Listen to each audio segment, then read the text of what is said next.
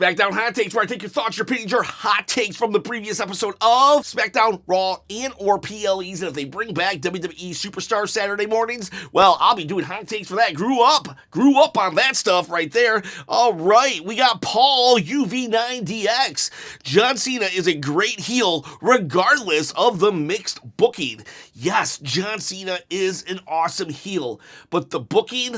it kind of sucks, to be honest with you. I mean, I like his interviews and stuff, but we get 12 minutes of John Cena talking about how everyone's horrible, and then he gets laid out by an RKO. That's pretty much what we've been doing since Elimination Chamber. It's just his promos are getting shorter and shorter and shorter. First, they started off at a half an hour, and now they're down to 10 minutes. And then at the end of each promo, he just either walks away or gets laid out. So this booking... I know, it's supposed to be boring and lame because we get nothing, but that's such a cop-out to me. That is such a cop-out. Monster Jam Brawny. Hey, Chop, thanks a lot for the belt. I'm very grateful for it, even if it doesn't fit me. There you have it, Monster Jam Brawny. You can check the comments, the hot take comments. He is the official second winner of the WWE Undisputed Championship. He won when I hit 10,000 subscribers. That was the first contest we had. I'll say this, Monster Jam Brawny, if it doesn't fit you, I don't know what your waist size is, but there are belt extenders and there are donuts. So if you're too big, get a belt extender. If you're too small, eat some donuts. And there you have it, our second winner of the belt contest. The first one was in Australia. He sent a picture, and Monster Jam Brawny, if you wouldn't mind, I would love to see a picture of you with the belt on your shoulder. And if you beautiful people want to win the third belt giveaway, then all you got to do is comment below. You comment below, you subscribe to the channel, hit that bell, ding, ding, ding, notification, and, well, maybe a thumbs up. Definitely a thumbs up, and I will enter you in for a chance to win this belt. Even if John Cena takes it home forever, well, you will have one in your home forever as well. So please help me quit the day job, engage in the channel, and, let me follow the dream of producing wrestling content full time. All right, let's go to our next hot take. Akmel Ryan, John Cena getting laid out for 4 consecutive weeks when he appeared on Raw and SmackDown is so boring and repetitive. Even though he's a whiny heel, WWE should make him feel like a threat as he is the undisputed champion, but he feels like a mid-card jobber and not a threat at all. Yeah, Akmel, I agree with you. But here we go. Family-friendly P guy, John Cena's heel character seems to get better with each promo. Can't wait for Backlash. It would also be pretty ironic if John slapped the ref, though. All right, so let me handle that last sentence in a second. But family friendly P guy, he loves the John Cena. So even though my opinion might be I'm getting a little tired of this John Cena that we're getting right now, because I do love heel John Cena. He's saying some funny and great stuff. When he said that Randy Orton failed his 2006 drug test, that was like, oh, that was great. That was awesome. And that proves that he actually does want to entertain, and the bad booking is not part of the storyline. Because against all odds, John Cena is actually coming across as, as entertaining when he has the mic. But for the most part, I'm not enjoying it. But family-friendly guy is. So I am very happy that there are still segments that are just like, wow, this is getting better and better and better. I can't wait for John versus Randy. I'll tell you, back in the day, I wouldn't have been as excited as I was now because I do want to see this dynamic. I am really hoping that WrestleMania 41, that slow, horrible main event was just them trying to do something. They realized it did not succeed, and we get a banger of a match here. Now, Randy Orton does typically perform slower matches, so I wonder if this will be a good litmus test. I think this match is still going to be kind of on the slower side, but hopefully it's good slow, because Randy can do a good slow match, while whatever that was at Mania, that was a bad slow match. Now, I will say, though, that if John Cena does smack the referee, I'm of two minds of that. On one hand, I think it would be amazing and awesome, because that would be a callback to, I think, their 2004 No Way Out match, where right before WrestleMania 24, Randy Orton and John Cena were fighting, and Randy slapped the ref to get intentionally disqualified. So that would be an amazing callback. However, the fact is, if this is truly their last match ever in this lifetime, then I do want a definitive winner. Even if there is cheating, I want someone to go down 1, 2, 3. So we shall see. If this is just match 1 of 2, then yes, please do that intentional disqualification. If not, I would rather a pin. Akmel Ryan had another hot take. I hope they do something exciting with Alexa Bliss and Charlotte Flair. I don't want Alexa to be part of the Wyatt Six, as nothing can save that jobber faction. Ooh, hot take. I wonder, could Alexa Bliss save it? It seems like they have been holding her back from wrestling, but it also doesn't seem like there's any issues with her wrestling. I definitely wouldn't mind if she didn't have anything to do with the Wyatt Six. To tell you the truth, unless she's full out leading them, it's like I just don't know. I don't see WWE really putting their stock into the Wyatt Six. I bet they come back. For like 2 little more feuds, and then they kind of just disperse. So if Alexa Bliss could do something that made them like really threatening to not just like the lower mid card, then I get maybe. I'm not a huge fan of spooky characters, but I did like how the Wyatt Six were more just mentally deranged than they were like, supernatural. So I'm willing to be like, I definitely want to see what Alexa Bliss and Charlotte Flair can cook up. I kind of want an alliance of sorts. Maybe Alexa Bliss is like, hey, Charlotte, you're crashing out. Let me bring you back down to earth. I wouldn't mind that. But I feel that if we aren't going to go the Wyatt Six route, then Alexa Bliss has to become Alexa Bliss again, and we need to kind of get rid of, we need to stop associating her with the Wyatt Six or Bray Wyatt even, and no disrespect, R.I.P. Bray Wyatt, but she needs to go back to just normal clothes, if that makes sense, because if she doesn't, then we're always going to be saying, when is she going to join the Wyatt Six? The Wyatt Six shadow will be looming over her forever. So if we want to just pick a route, pick a lane, Wyatt Six or Charlotte Flair normal, I don't care which one. I might have a preference which one, but just pick a lane. MK9Z3RO. Dang, SmackDown sucked. Honestly, if you look at my review on Patreon, I gave it 4 chops out of 10. I liked the first hour, and I liked the last 12 minutes, and there was stuff in between that was good, but like for real, it was a chore to get through last night. I hate that. I hate that I have to that I come across so negative. I just want to pour love onto the WWE product, but cut off an hour of SmackDown, and I bet that would have been a banger. I bet that would have been a banger of a SmackDown. It's just the time, that hour is killing it. Tis Mickey 2007. At this point, the next PLE match should be John Cena versus Mark Nash for the WWE Championship. Honestly, we got Pat McAfee versus Gunther. Who is Mark Nash? Mark Nash is the announcer guy that John Cena keeps saying, come back up here. It was cool, though, when someone threw a bottle, which is not cool. It's not cool because someone could get hurt, but it is cool that no one did get hurt, and John Cena kind of played with it. I heard the guy got kicked out, and he should have. I don't recommend throwing things into the ring. However, it does add to the overall experience. It's kind of like ironic. It's like, that would be great if it happened, but you still need to be punished because you didn't. But yeah, you know what? John Cena versus Mark Nash. Or what if John Cena and Gunther tag team match against Pat McAfee and Mark Nash. Book it, Triple H. That is totally like King of the Ring, Money in the Bank, Saturday Night Main Event worthy right there. Austin Thompson, R-Truth is delusional. Yes, he is delusional in all the great and beautiful ways. Never change R-Truth. Donatello Leonardo, glad to see Alexa back, but not happy it was at the expense of Chelsea. There's 5 weeks in a row Chelsea and her secret Hervis has lost, including the U.S. title match, and they didn't even have Piper eat the pin tonight. You know what? That's fair.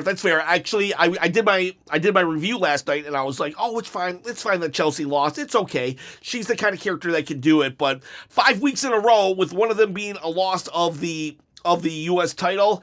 That's a little much. That's a little much. So she needs to start getting back on her winning ways. I actually agree with you, Donatello Leonardo. Thanks for pointing that out. You did kind of change my perspective. I still think Chelsea's okay, but we don't want to just make her lose forever. You shouldn't be rewarded because your character is so good with losses, all right? You know, we don't Drew McIntyre Chelsea Green. Also, having Blackberry Mellow don't miss was infuriating and served no purpose other than make me hate black. Yeah, I actually, this had the Damian Priest effect on me, where Damian Priest last year went roughshod all over the Judgment Day, and it was like, oh wow, look how tough Damian Priest is as he beats up an entire faction. And I was like, okay, I hate you, Damian Priest, because you just beat up 3 guys that I kind of like, Dominic, Finn, and Carlito, and it's like, I get trying to make your face look strong, but like an entire faction, and here we got Carmelo Hayes, who has, you know, been doing the groundwork, first draft pick of SmackDown, wins the Andre the Giant Battle Royal. When was the last time anybody really cared about the Andre the Giant Battle Royal for real? Like Mello and Miz have made it mean something. They even got the stupid big gold chain of Andre the Giant. We get to now talk about Andre the Giant, and you're jobbing him out to some guy that just came back, and it's like, why? Just why? Why can't Carmelo Hayes just win? Like, this dude has, like, man. You just change his name to Dolph Ziggler 2 at this point, where win, lose, win, lose, win, lose. Oh, don't worry about Mello. He's so young. He doesn't need to win. Yeah, well, Dolph Ziggler was young one time too, but then by the time he won his championship, nobody really cared. Yeah, we all loved when he cashed in his Money in the Bank, but other than that, did anybody ever really care about Dolph Ziggler enough to be like, to just really rally behind him? Believe it or not, you can actually damage a character enough by making them take so many losses. It's just that stop and go booking, and that's what they're doing to Mello. Why? So I am 100% with you, Donatello Leonardo. Not only am I mad at WWE for jobbing out Mello, but I didn't like how the match played out, because it felt like that Aleister Black got almost all of the offense, and every time Carmelo Hayes did 2 or 3 moves, it was back in the favor of Aleister Black. It's like, I don't know. I felt like we could have done it with somebody else. Look at what they did with Rusev. Rusev didn't come in fighting Chad Gable and making Chad Gable look like a chump. No, he went to the undercard. And if we view Carmelo Hayes as part of the undercard, well, that's a problem, because Carmelo Hayes is him, and he should be the future. Non-cyclist, if the U.S. title ends in Drew's hands, will be better than in Fatu's hands, but will be bad for LA Knight, Fatu, Drew, and the U.S. title. Drew is a main event guy, not a mid-card guy. Fatu and LA Knight could last more playing hot potato and push themselves to the main event. Is a trap. Don't go there. There's no backseas here. Basically saying that Drew should win, but he's too big for the U.S. title. I kind of agree. Plus, I think we should just keep it on Jacob Fatu right now so we can build him up. Jacob Fatu is a future main eventer, so let's keep the U.S. title on him for a while. I don't think they should even hot potato it with LA Knight. I think they should let Fatu go on a Gunther-like Intercontinental title run with this belt. Make him the longest reigning U.S. champion of all time. That will keep him out of the main event for a while. while. We can buy some time with a strong, dominant U.S. title run. Money on repeat, Miz is a genius at promos. He told Melo, watch me because tonight's all about you. That was actually really good. Money on repeat actually said that in the live stream last night, and I was like, oh, you should totally put that in hot takes, because that was like, think about that. Watch me because tonight is all about you. How the Miz knows how to get himself over while putting other people over. Aleister Black, you could learn a thing or two from that promo. In fact, the whole WWE locker room could learn a thing or two about how you can help others while still helping yourself. Winter Rowan, Noob Celibat. I am not a huge Mortal Kombat fan, so I can't really comment. I was actually part of the generation that was like, Mortal Kombat had just come out on the Super Nintendo, and everybody was like, it's gonna ruin the children. They're showing blood. Like, you had to be 18, sign a waiver in order to get that. I'm old. Raphael at Air. Good to see Fraxium earn a future title shot, even if it was against a weakened Street Profits, but it protects the champs. I agree, kind of, sort of. I don't like that Fraxium just jumped into the main event scene. That's what they did with Motor City Machine Guns. I gave the Motor City Machine Guns a pass because we hadn't done something like that, and I wanted to see, did it work? And I felt it did not work. So for us to just repeat that process with Fraxium, I think that's a bad call. With the Machine Guns, it was like, okay, try new things. With Fraxium, it's like, we just tried it. It didn't work. Let's maybe not do it again for a while. Now, I will say Fraxium is not your new tag champs, but still, did we have to job out a weekend? I do agree. Street Profits are protected, but they're still your champs. I feel like, what if Fraxium had beat DIY or something? What if Fraxium had beat Motor City Machine Guns? Let's let them just go through every single tag team and then fight the Street Profits. I get it. Street Profits are weak right now, but I don't know. I'm just not a huge fan of beating the champion, but I see what you are saying, Raphael Adair. Not an invalid point, just a point that we're kind of on disagreeing sides with. Number 2, I can smell Solo turning on Jacob any moment now. Jacob's success and confidence are definitely eating him on the inside. Yes, I can smell Solo turning on Jacob a month or two ago. It's like Jacob is just shining bright and Solo is not having it. I really hope we don't do the painfully slow Austin Theory turn on Grayson Waller, where it's been like, what, a year and a half? Solo Sikoa, you need to, I don't care if you're in the wrong, you need to stand up for yourself.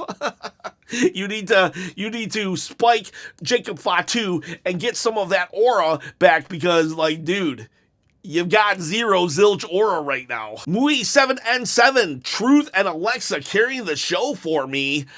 I don't think you can say they carried the show, because there was only one R-Truth segment. It was great. And then Alexa Bliss had her match, and then she had one little stare down with Charlotte. We do need someone to carry the show. We need threads. We need threads throughout the show. I need to see Drew McIntyre multiple times, not just one Claymore kick and then one backstage segment where he's walking out the building. We should have seen John Cena and R-Truth interacting throughout the entire show, because we've got John Cena for, 24 more appearances? Like, why can't we just film him more times? Is it because you're afraid we're going to like him? We're going to like him regardless. You've already seen people are saying we like the heel John Cena, so just do it. That's why I don't think, I don't understand how Triple H forgot why Roman Reigns and the Bloodline was so freaking good. It's because they started the show, they ended the show, and throughout the show, we kept coming back to them, and there was development backstage. There was, why can't we do that? Why can't we have Miz and Melo throughout the entire show? If it's not just one person, one faction like the Bloodline, make it pick a couple superstars and make them the star of that SmackDown. The Street Profits, all episode long, could have been talking about how hurt they were. Not just one 5-minute interview saying how hurt they were, and then Fraxium came out. Then, at least, who knows? We could have seen Montez Ford in an ice bath. We could have seen Angelo Dawkins. He bends over to grab a drink, and he's like in pain and stuff, and they're talking to each other. They're having fun. They're there's just like so much we could do with segments and threads, and I don't need these 20-minute matches that really mean nothing. I could use segments that mean building characters. And then R-Truth could carry a show. Imagine if we had got more R-Truth and Jimmy Uso even. Maybe not even have John Cena part of it, but if we had like 4 Jimmy and R-Truth segments, that would have been beautiful. KB, why isn't Karrion Kross fighting Aleister Black instead of Carmelo? Stop jobbing Melo out. WTF. I like, WTF, she put in caps, and I want to even put those WTFs even in bigger caps. WTF are we doing with Melo? And Karrion Kross is getting huge right now on his own. Aleister Black seems like the perfect person to fight him. Oh, but they're on different brands. Okay. When was the last time different brands meant anything? Like, I wish we kept to different brands, but if WWE isn't going to limit themselves, I'm not either. Why bring Karrion Kross over then? Trade him for somebody. Trade him for Jimmy Uso so Jimmy can hang out with Jay. Oh, but I want them to be separate. Okay, then fine. Trade him for somebody else. I don't care. Put Melo and Miz on Raw and bring Karrion Kross over to SmackDown, or vice versa. Some way, somehow, that's a perfect feud going. And you might be like, oh, well, then Karrion Kross would just have to lose. Why? Why does Karrion Kross have to be the jobber in this? The dude is number 1 on the t-shirt. I think he's number 3. No, he's number 1 on the t-shirt sales. And that's him not even really being on the WrestleMania card. That is from a promo, a viral promo after WrestleMania, that he is selling the most merch, shirt-wise, on WWE.com. The guy is money. Give him a chance and quit jobbing out Melo. With Fear Gaming, oh God, they got Aleister Black in the dark rooms again. Yeah, before he left, it was like, someone come knock on my door, open my door. I wanna, door, knock. It was like Aleister Black had this gimmick where he just wanted people to come knocking on his door, and then he was just gone. All right, but with all this Aleister Black hate, here we go. The GOAT 161. Aleister Black is the Dark Knight SmackDown needs. I don't. If it means if Melo needs to lose, then I don't think so. And why not just put Aleister Black on. Put him on Raw. Put him on Raw, please. But I'm glad you like him. TTJC, I hope Charlotte and Alexa feud, because Alexa has never beaten Charlotte before. Having her win could lead to a Charlotte crash out. If that happens, I want her to link up with Nia and Naomi, recreate the 4 horsewomen, but put the main event belt on Naomi. Ooh, I don't know. I don't know if Charlotte seems like kind of like an evolution type Triple H, where it's like I could see her building a faction to build people up, but at the end of the day, it's still all about Charlotte. So I would love Naomi to get the title, though. Hood Rich 2 times. Is Jimmy still injured? As far as I know, he is not. Jimmy Uso is not injured as far as I know. KB, so Solo is an official jobber. He don't even come out to his own entrance music, just tagging alongside Jacob. So sad. Agreed. At the beginning of the year, he was fighting Roman Reigns on Roman Reigns' only free TV episode where he wrestled, and now he's just getting verbally punked out. Doesn't get entrances. Just like the smallest little bump will take him out for interference. He takes the pin. Sad. Fearfully confident. Flat AF. This was a go-home show. Yeah, this was a go-home show. I would say, like, maybe they're spreading themselves way too thin with we have SmackDown, then we have the the Backlash. 2 weeks later, we go right to Saturday night's main event. Then we go right to Money in the Bank. I don't know. This was just a lame go home show. They've conditioned us to believe that go home shows were going to be hot, and yeah, they are not living up to the conditions in which they conditioned us. It's OTW. R-Truth has to interfere in some type of way at Backlash, even if it's unintentional, then have Randy just beat the crap out of him for weeks following, with Cena nowhere to be seen to help Truth.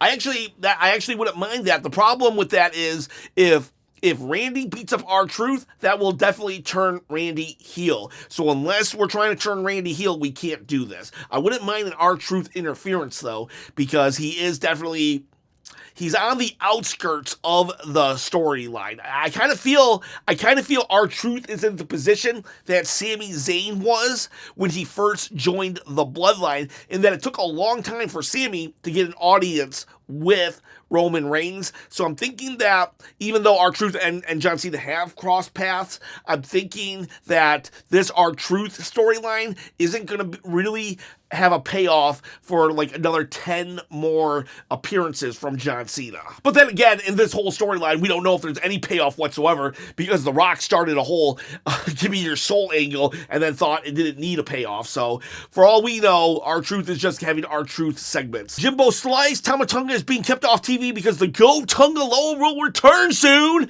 and they'll return to the tag team division. I cannot wait for the Go Tonga Low to return, but I have heard that Tama Tonga is actually legit injured, and they haven't disclosed what the injury is and the timeline of his return. Gohan Black, Zelina Vega winning the U.S. Championship was a mistake, and someone like Jordynne Grace or Nia Jax should have beat Chelsea and go on a monster run with that title. Ooh, Nia Jax I don't agree with, but Jordynne Grace. What if Zelina was the right choice, but she's a transitional champion? Because I know a lot of people love Zelina. Please don't throw hate at me, but if Jordynne Grace ragdolled Zelina, that would get her a lot of heat. So, maybe we do that. Let's bring Jordynne Grace as a heel and win that U.S. title. Shadow, they need more of the first 5 minutes of SmackDown every single week, and for the whole show, front to back, it was fast-paced and frantic, reminding me of the Attitude Era and NXT currently. That was good. See, Chop, I can be positive. He's been a little negative on the live streams, Shadow has, but he has some points.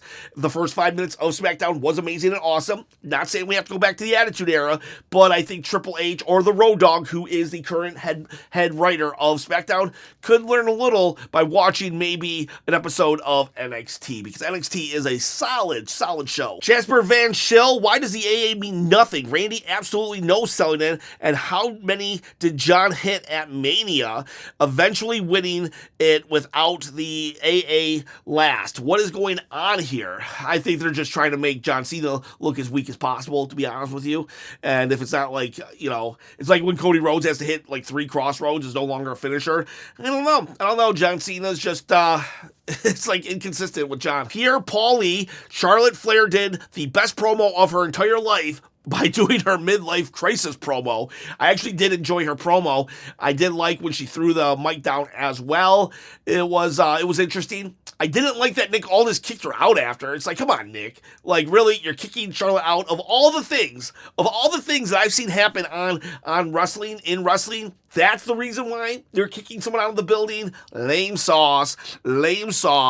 But I thought it was good. I'm actually interested in seeing where Charlotte goes. So whatever, that was good or bad, it was successful. Jimbo Slice, Jacob Fatu is already leaning on his catchphrases pretty heavy. It's been about a month or two, and all he says is, I'm gas, no brakes, don't get it twisted, dog walk you, and better get in where you fit in. You know what I mean? He's incredibly good on the mic, and I don't know why they're holding him back. I don't get it either. How am I not looking forward to Jacob Fatu promos? It's literally everything you just said is a Jacob Fatu promo. And it's not a lot of people say, oh, LA Knight's just a catchphrase. LA Knight says a lot of things in between his Yaz and LA Knight, I'm the megastar. For real. take an LA Knight promo, yesterday's show, go to LA Knight, Damian Priest when they were talking, and then go to Solo Sikoa and Jacob Fatu when they were talking, and you will see that Jacob Fatu is literally everything you just said. His 4 or 5 catchphrases with barely anything else, while LA Knight says a whole ton of stuff that you miss because his interview is full of content. I love Jacob Fatu. Jacob Fatu is probably my second favorite on the roster, maybe third. But he's you know what? He's probably third now. He has fallen under Naomi because Naomi has things to say. She has her catchphrase, proceed with caution, but she has other things to say. And Jacob Fatu, he's leaning way too heavy. I 100% agree with you, Jimbo Slice. And I'll just end it with that. Jacob Fatu, I love you, but less catchphrases, if you know what I mean. Can't roll my R's, so that's the best I can do. But yeah, for real, I love each and every one of you. We have Backlash tonight. We'll live stream it. Then I'll do an interview. Not an interview. I'll do a what's it called? A review. I'll do a review. Have that up tonight. Then we'll do hot takes tomorrow for Backlash. So boys, girls, have yourselves a wonderful couple hours because that's the next time I'll see you. Backlash live stream. Goodbye.